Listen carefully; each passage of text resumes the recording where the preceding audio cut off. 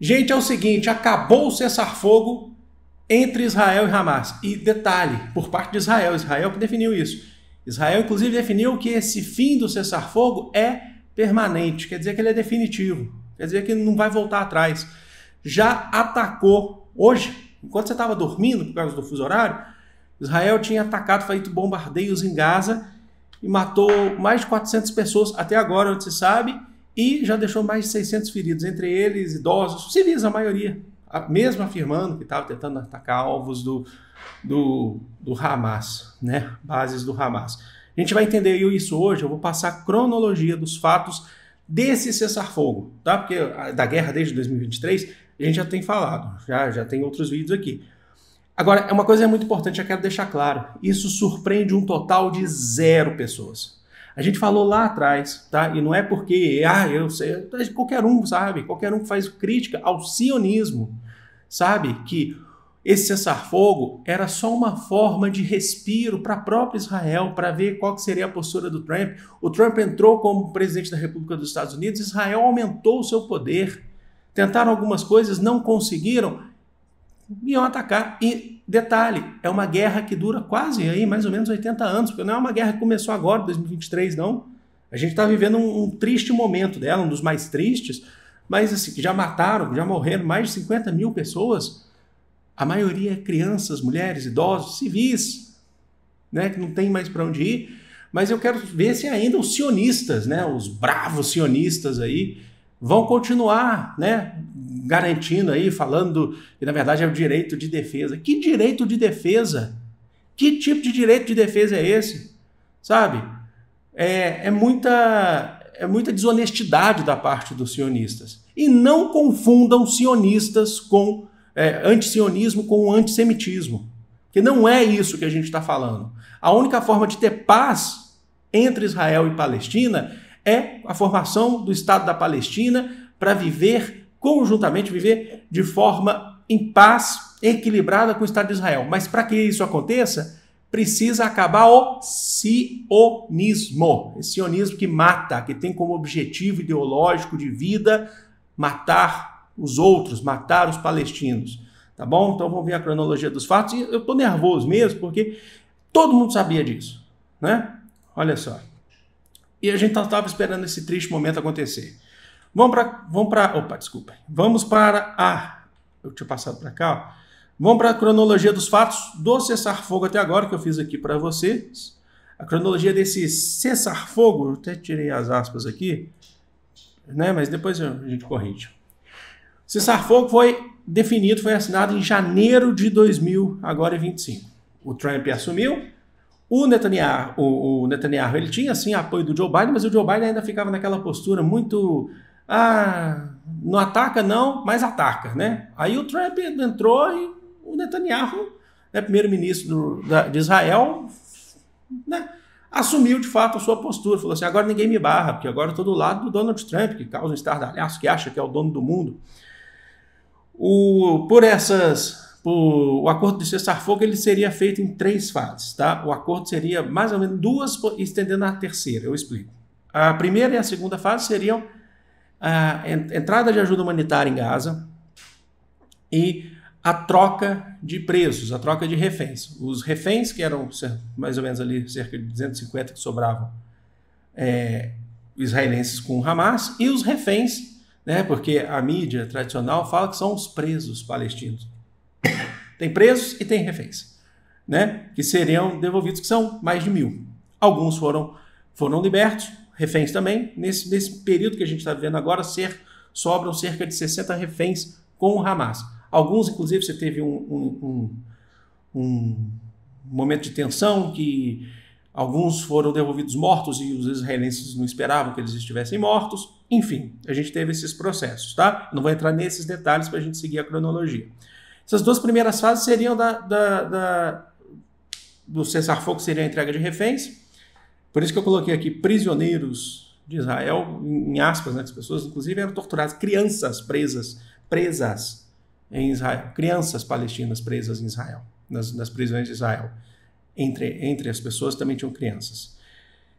E Depois, numa terceira fase, seria o plano para reconstrução de Gaza, que já estava sendo discutido, como reconstruir, sendo que 70% do território da faixa de Gaza foi destruído.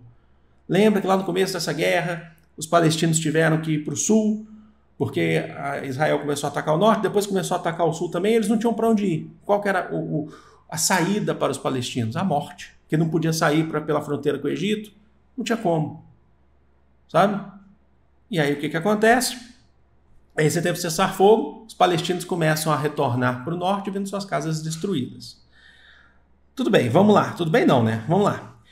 20 de janeiro, posse do Donald Trump, ainda lá em janeiro. O Donald Trump, como presidente dos Estados Unidos, ele sugere que países como Jordânia e Egito, ele conversa com o rei da Jordânia e o presidente do Egito, para que eles recebessem a população palestina sobrevivente em seus países, para que o Donald Trump, junto com os grandes empresários, lembra quem está com ele lá? Os grandes empresários, né, os donos das Big Techs, que eles construíssem, o Donald Trump é dono de uma das grandes redes de hotéis mundiais, transformassem Gaza na Riviera do Oriente, mostrando lá, por exemplo, inclusive a sua saída para o Mediterrâneo, e construir hotéis de luxos, um lugar à la Dubai.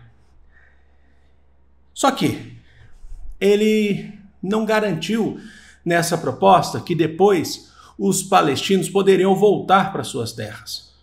E eu lembro que ele fez esse anúncio do lado do Benjamin Netanyahu. Ele já tinha feito antes, mas aí depois ele reuniu com o Netanyahu, ele recebeu na Casa Branca, e o Netanyahu ficou rindo do lado dele. Que os palestinos não retornassem e acabassem com esse projeto, a ideia da construção do Estado palestino. E aí o que o rei da Jordânia e o presidente do Egito falaram? Não, a gente não aceita isso. Aí você chega lá, por exemplo, no príncipe herdeiro, o Bin Salman, da Arábia Saudita, fala, não, a Arábia Saudita defende a construção do Estado palestino. Como é que vocês querem transformar isso aqui na Riviera do Oriente Médio? Transformar isso na Riviera do Oriente Médio e tirar o povo que tem direito a essa terra. A gente tem que reconstruir a Palestina de acordo com os interesses do povo palestino. Só que é isso, então, ficou meio ali. Trump não gostou, porque foi uma derrota para ele. Benjamin Netanyahu não gostou, ele ficou rindo lá, falou, acabou o plano palestino agora. Mas não foi isso. Eles não gostaram. A proposta foi recusada. E aí? E aí que ao longo desse período, Israel continua atacando. Menos ataques em Gaza, mas na fronteira. Não retiravam as tropas, tinha que tirar as tropas lá do corredor Filadélfia e tal, na Palestina, mas não retiraram, mas atacava a Cisjordânia, que é a outra parte da Palestina. A Cisjordânia, que lá não é governado pelo Hamas, mas sim pela Autoridade Nacional Palestina, onde, inclusive, eu mostrei para vocês aqui recentemente, nos vídeos aí ao longo desse tempo, que Israel estava construindo, aumentando o número de assentamentos irregulares, ilegais, de israelenses na Cisjordânia. E continua atacando. Está atacando, nesse momento, inclusive, atacando a Cisjordânia, que é a Palestina também. Não é a Palestina com o governo do Hamas, mas sim com o governo da Autoridade Nacional Palestina. Continua atacando, certo? E aí, gente, 1º de março, aí a gente chega perto da data que a gente está agora. 1º de março, deveria acabar a primeira etapa, que é a entrega dos reféns, aí começa a pensar numa outra possibilidade, depois na reconstrução. Israel não termina essa etapa, porque Israel está vendo que não vai ter mais justificativa para atacar Gaza se entregam todos os reféns. Hamas segura alguns reféns de cá, Palestina, Israel também segura. Você tem uma tensão entre os países, pressiona por mais tempo da entrega do cessar-fogo. Pressiona por mais tempo para ver o que ele vai fazer e utiliza como poder de barganha a não libertação dos presos palestinos que estão nas prisões sendo torturados em Israel. E aí o Hamas responde, então a gente também não liberta os 60 reféns que restam. Aí Israel faz o quê? Israel não deixa entrar, desde o 1º de março, não deixa entrar mais ajuda humanitária em Gaza. Numa população, num território destruído, com uma população precisando de comida, energia, alimentação, hospitais, não deixa mais entrar. E cadê o sionista aí agora? Apoiando uma atitude. A sionista apoia, né? Mas cadê você aí acreditando nisso? Certo? Ou seja, utilizou isso como poder de barganha. E aí? Em crise, governo interno da Palestina, em crise já desde o início, desde antes dessa guerra. Por quê? Porque o Benjamin Netanyahu é acusado de corrupção em Israel. Eu falei governo da Palestina, não, governo de Israel. É acusado de corrupção em Israel, certo? Baixa popularidade, principalmente entre a população mais jovem, por conta da corrupção. É considerado um mau gestor por conduzir essa guerra, recebe críticas dos judeus não sionistas. Lógico, o sionista apoia, né? Os ortodoxos sionistas estão lá apoiando, mas os não sionistas não apoiam, certo? E aí, o que acontece com isso? O Benjamin Netanyahu já desde o início está tentando, sabendo que com o fim dessa guerra vai sobrar para ele, vai ter que ser julgado, já tinha sido acusado no tribunal de Haia, que o Trump pediu para tirar, né? Aí o que acontece? O Benjamin Netanyahu começa a procurar culpados dentro do seu próprio governo pela guerra, para tirar o dele fora. E aí ele tenta ontem demitir o chefe de segurança das Forças de Defesa de Israel, que é o Shin Bet, pelos ataques do Hamas lá em 2023 que deixaram 1.200 mortos. Infelizmente, triste isso, claro, ninguém está falando aqui passando pano para isso, pelo amor de Deus. Mas ele não quer assumir. Então ele tenta achar culpados. Certo? Então está em crise. E aí, como assim? Está em crise? Vai acabar, daqui a pouco tem um cessar-fogo, vai acabar esse projeto, aí a política, as críticas continuam voltando para cima dele. Vai ter que deixar o mandato. Tem pedido de impeachment para o Netanyahu. Então, qual que é a ideia do Netanyahu? Tem o Trump lá me apoiando, vou continuar com a guerra, então. E aí, acabou? Não tem mais. Olha lá. Terça-feira, hoje, quando a gente estava dormindo aí, como eu falei para vocês, né, por causa ontem, de madrugada, eu olhei e falei, tá tendo, estão atacando. Eu falei assim, amanhã eu vou fazer o vídeo, explicando com detalhes aqui, fazendo a cronologia. As forças de defesa de Israel quebram o cessar-fogo de forma definitiva, bombardeiam Gaza, matam mais de 400 pessoas, deixam mais de 600 feridos. Esses números têm crescido ao longo do dia, tá? Esses números têm crescido. E o Netanyahu afirma que essa quebra do cessar-fogo, ou o fim do cessar-fogo, é definitiva, é permanente, não é momentânea. Ou seja, ele nunca pensou em acabar com a guerra. A gente sabe que, para o pensamento sionista, a guerra é o seu combustível. Essa guerra não iria acabar. Esse cessar-fogo, ele foi um cessar-fogo de mentira do ponto de vista de Israel. Certo? A porta-voz da Casa Branca, a Caroline Leavitt, ela falou que os Estados Unidos, antes da quebra do cessar-fogo, tinham sido consultados e que isso foi aprovado.